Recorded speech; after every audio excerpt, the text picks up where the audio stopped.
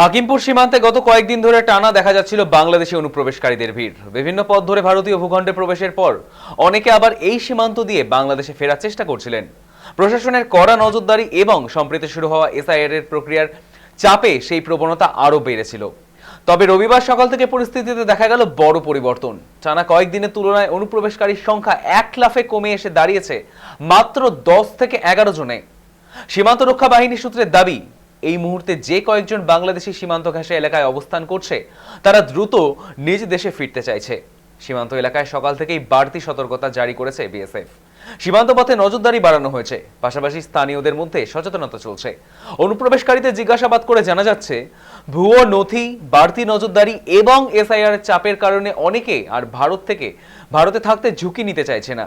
তাই সুযোগ পেলেই বাংলাদেশে ফিরে যাওয়ার চেষ্টা করছেন তারা।